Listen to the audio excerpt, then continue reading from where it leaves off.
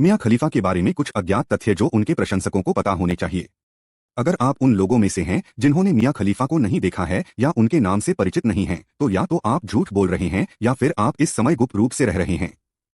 एक वेबसाइट जो वयस्कों के लिए कार्टून और अन्य सामग्री दिखाती है, ने 28 दिसंबर 2014 को मियां को नंबर 1 आकर्षण का दर्जा दिया। वह मध्य पूर्व में पैदा हुई और पली भी, हालांकि उसके जुनून और करियर के चुनाव ने बहुतों की तीखी आलोचना की। उसके देश के लोगों को उसकी लोकप्रियता से जलन होने लगी, इसलिए उन्होंने उसके करियर के चुनाव को शर्मनाक करार दिया।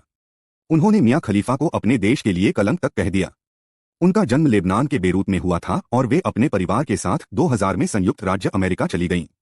उन्हें मियां कैलिस्टा के नाम से भी जाना जाता है, लेकिन इंटरनेट पर मशहूर होने के बाद यह नाम उनके साथ नहीं रहा। वे युवाओं के बीच मियां खलीफा के नाम से मशहूर हो गईं। वे अपने परिवार के साथ 2000 में अमेरिका चली गईं, जब उनकी उम्र सिर्फ 7 साल थी। जब वह फास्ट फूड रेस्तरां में काम कर रही थी, एक ग्राहक ने उसे वयस्क मनोरंजन उद्योग में नौकरी के लिए संपर्क किया। मियां को एहसास हुआ कि यह जीवन में एक बार मिलने वाला अवसर है, इसलिए उसने करियर की पुकार सुनी और उद्योग में शामिल हो गई।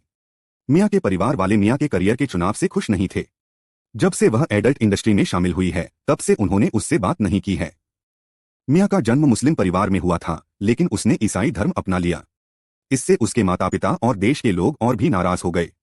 18 साल की उम्र में ही उन्होंने फरवरी 2011 में एक अमेरिकी व्यक्ति से शादी कर ली। वह वर्तमान में अपने पति और 2 कुत्तों के साथ फ्लोरिडा, मियामी में रहती हैं।